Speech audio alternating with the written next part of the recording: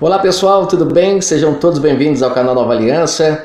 Quero deixar mais uma mensagem aqui no canal, uma mensagem de reflexão. Eu espero que ela possa ser como uma luz no seu entendimento. Eu quero falar sobre a passagem de Lucas 19, principalmente o verso 47.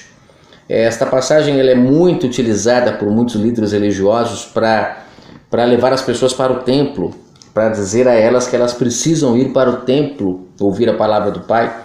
Afinal de contas, o próprio Messias ia todos os dias, para o templo. Aqui no verso 47 de Lucas 19 diz assim: e todos os dias ensinava no templo. Ou seja, inclusive o semitítulo fala que o povo ia ao templo para ouvir a Jesus. Eu já ouvi muitos líderes utilizarem esta passagem para que as pessoas vá para o templo. E também me foi enviado uma pergunta sobre isso. Como que eu posso falar que não é para ir para o templo na Nova Aliança se o próprio Cristo ia para o templo ensinar e o povo ia ao templo? É uma passagem que é fácil ludibriar a muitos que não têm de fato em sua mente separado como que é a velha aliança e a nova aliança. Se você ainda estiver com o odre velho, você não conseguirá se libertar da mão dos homens. Se você não de fato renovar o seu odre, você nunca vai conseguir beber o vinho novo. Este canal aqui é um canal que traz vinho novo e poucas pessoas conseguem beber desse vinho porque ainda estão com o odre velho. Muitos estão usando a roupa velha e acabam querendo colar pedaços das vestes novas. E não tem como. O Messias diz que é impossível remendar. E não se consegue mesmo. Quando ele fala sobre isso, já comentei várias vezes aqui no canal, ele está falando da velha e da nova aliança. A nova aliança, enquanto o Messias estava vivo, ela ainda não estava em vigor. Ele mesmo diz para a mulher samaritana que é chegada a hora, em que os verdadeiros adoradores adorarão o Pai em espírito e em verdade. Você vê que ele deixa claro ali que é chegada a hora. Ainda não tinha chegado a hora das pessoas buscarem o Pai em espírito. Ainda buscavam o Pai na carne.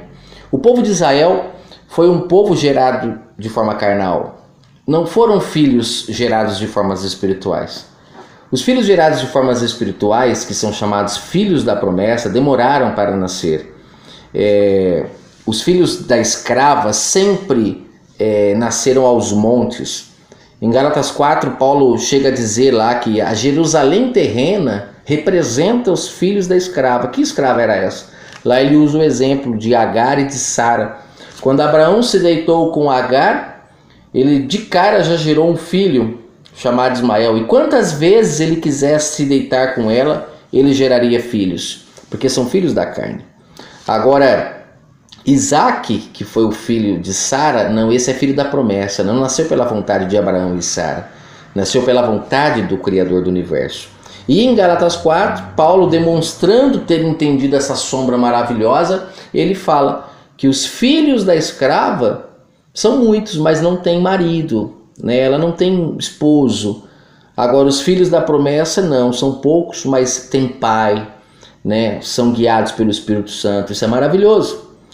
Então, se nós não entendermos que nesse momento aqui ainda era a velha aliança, ficaremos fermentados e acreditando que na nova aliança o Pai age da mesma forma. E não, na nova aliança o Pai age de uma forma totalmente diferente. Se não fosse assim, ele não teria dito para a mulher samaritana que o Pai só aceitaria os verdadeiros adoradores no momento que se iniciasse a nova aliança. E ele fala para ela, é chegada a hora. Tá quase lá, Você perceba que ele fala que os verdadeiros significa que o povo de Israel, que buscava o Pai na carne, não eram os verdadeiros. Claro que ali no meio, algumas pessoas se destacaram, como no livro de Hebreus fica claro que foi o caso de Abel, o caso de Noé, o caso de Enoque. Mas você vê que após o surgimento do povo de Israel, depois de Abraão ali, você vê que foram poucas pessoas que tinham contato com o Pai, que é que o livro de Hebreus chama de fé, As pessoas que não perderam o contato com o Altíssimo. Depois de Abraão foram poucas pessoas que tiveram esse contato com o Altíssimo e que mantiveram esse contato. O restante do povo estavam em trevas. E aí é onde se precisa entender a necessidade do templo na Velha Aliança.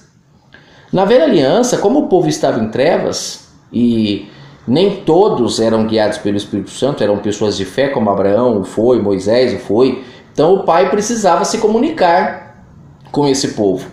E nós sabemos que Abraão, que Moisés, essas pessoas, eles morreram. E aí, o pai cessaria, não falaria mais com o povo? Não, então o pai ele coloca na terra o seu tabernáculo, né? Inclusive ele pede para construir a réplica igualzinho. Ele coloca na terra para colocar nesse tabernáculo a sua arca, e através da sua arca ele se comunicava com o povo. Mas não diretamente com o povo, ele se comunicava com o sumo sacerdote, com os sacerdotes, e esses homens traziam a mensagem do Pai para o povo. Se nós pararmos para analisar, no madeiro, quando o véu do templo se rasga, ali naquele momento está ficando claro que a partir daquele momento não haveria mais a necessidade de alguém específico poder entrar no Santo dos Santos, alguém com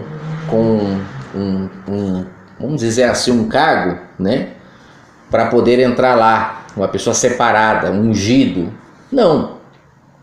A partir do momento que o véu se rasgou, o Pai deixou claro que aquele que quiser entrar no Santo dos Santos para buscá-lo, agora tem toda a liberdade, né? O véu se rasgou. E a necessidade do templo era essa, era o Pai poder falar com o povo. Então, ele tinha ali a sua morada na arca. E através da arca ele se relacionava com os sumos sacerdotes, com os sacerdotes, e trazia a mensagem para o povo. Você vê que o Messias, ele estando no templo anunciando a palavra do Pai na Velha Aliança, é algo normal, porque o Messias não era a palavra do Pai, não era o verbo, não era o próprio Pai falando pela sua boca. Então ele poderia sim estar ali no templo falando, porque o templo ainda estava de pé, né? Apesar de que o Pai sempre habitou nas tendas, mas o local que o povo se acostumou a ir para ouvir o Pai falar acabou sendo esse templo da época do Messias, que era o templo de alvenaria. E foi lá que ele foi para fazer o quê? Para libertar os cegos, os oprimidos. Não é isso que ele fala? Que o Espírito do Pai ungiu para libertar, para tirar as algemas, para abrir os olhos dos cegos. Não é isso que ele fala? E, inclusive é por isso que tentaram matá-lo, né? Então, se você parar para pensar, ele estava fazendo o correto. Ele estava ali, aquele templo de alvenaria, já há muito tempo que as pessoas não conseguiam ouvir mais o Pai através daquele local, porque o Pai nunca pediu para que se construísse um templo, né? No livro de Ezequiel isso fica claro, o Pai nunca pediu. Então quando a gente entende isso, você vê que após a descida do Espírito Santo, porque o Espírito Santo é justamente o Pai, né, falando com o povo agora diretamente, não precisando mais de um templo, de um local ou de uma pessoa específica aonde ele unge essa pessoa que vai falar com as outras. Não, na Nova Aliança está escrito que o Espírito do Pai foi derramado sobre toda a carne, toda. E aquele que crê, que ouve a voz do Pai, essa pessoa começa a praticar o que é correto, o que essa voz o guia para fazer, e essa pessoa vai se salvando através do Espírito Santo do Altíssimo, não necessitando mais de um local específico para o Pai falar com o povo, e nem precisando mais de uma pessoa tida como um ungido do Pai, que vai falar agora com o povo, que vai trazer uma mensagem do Criador para o povo. Não, o Pai não precisa mais disso. Na Nova Aliança isso acabou. O véu se rasgou. O Messias pôs fim a toda a era carnal para começar então a era espiritual, como ele diz para a mulher samaritana. As pessoas não precisariam mais, inclusive na passagem da mulher samaritana em João 4, ele deixa claro, não precisariam mais buscar nem no monte, nem no templo, nem no templo. Então esse fato que ele fez aqui, esse momento de ele ir no templo ensinar todos os dias, teve um porquê, né? O Pai sendo ali o transmissor, né? Ele sendo o transmissor da palavra do Pai, ele tinha que ir onde o povo estava. E nada melhor do que no templo, naquela época, porque era o local onde o povo ia para ouvir o Pai, porque não ouviam o Pai no seu entendimento. Agora, após o Messias cumprir toda a era carnal, ele nos abriu um novo caminho. O Espírito do Pai, de fato, como ele deixou claro em João 14, ser derramado sobre aquele que crê. Aí as pessoas não seriam mais órfãs, porque agora teriam Pai. Olha que maravilha. Não é isso que ele fala em João 14? Não vos deixarei órfãos. Então as pessoas agora são guiadas por esse Pai, por esse Espírito Santo maravilhoso, que quer falar com todos, em todos os lugares, 24 horas por dia, porque o nosso Pai, ele é onipresente, onipotente, onisciente, não necessitando mais de um local. Então, é muito importante que nós deixemos a roupa velha para nos vestirmos da roupa nova, porque aí não nos fermentaremos mais com passagens como essa, utilizada por muitos líderes religiosos para manipular as pessoas para que elas vá ao templo. Inclusive com um título desse fica bem propício, né? O povo ia ao templo. Mas na época o povo ia ao templo porque o Pai não falava com as pessoas. Ele precisava do templo, das tendas, para falar com o sumo sacerdote, com o sacerdote, e esses homens traziam as mensagens para o povo. Mas a partir do momento que o Pai nos unge, inclusive fala que no livro de Apocalipse que nós somos sacerdotes em Cristo agora.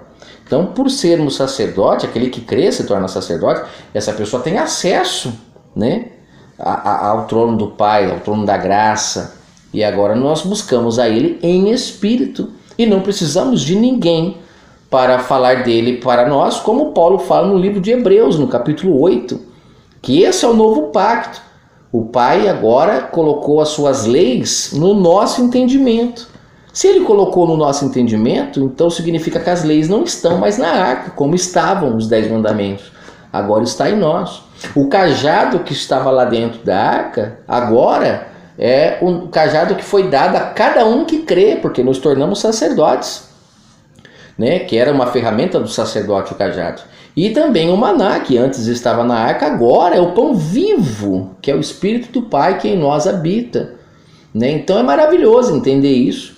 E com isso eu concluo esse vídeo dizendo que o Messias ele ia no templo ensinar todos os dias. Paulo também foi, inclusive no livro de Atos tem algumas passagens que ele ainda vai no templo, porque era uma prática normal. O povo não conseguiu se libertar tão fácil da carnalidade que foi imposta para eles. O próprio apóstolo Paulo fala em Filipenses que ele mesmo teve que considerar, né, como passado, né? Esqueço-me das coisas que para trás ficam para seguir adiante. E ali ele está falando sobre justamente isso, práticas que ele aprendeu em Israel para buscar o Pai, ele teve que deixar para trás para buscar o Pai em espírito também. Fato que o sistema religioso sempre fala ali, quando ele fala que deixou para trás as coisas que ficaram, né? O sistema religioso fala que ali são as pessoas que estavam no mundo, que agora não vão mais frequentar clubes, não vão mais fazer nada no mundo, e na verdade não é nada disso. Paulo ali está falando que ele estava deixando para trás tudo que ele aprendeu no sistema religioso da época para buscar o Pai em espírito, né? E é assim que nós devemos buscar o Pai e deixar para trás tudo o que nos foi ensinado para buscarmos o Pai de forma espiritual. E agora o Verbo ensina em nós todos os dias, porque nós agora somos o seu templo. Deu para entender? Lá na velha aliança ele ensinava todos os dias no templo, porque o povo não ouvia a voz do Pai, o Espírito Santo não foi derramado. Na nova aliança o Pai agora, ele ensina em nós através do seu Espírito Santo todos os dias, porque agora somos o templo. Que o Altíssimo abençoe sua vida grandemente.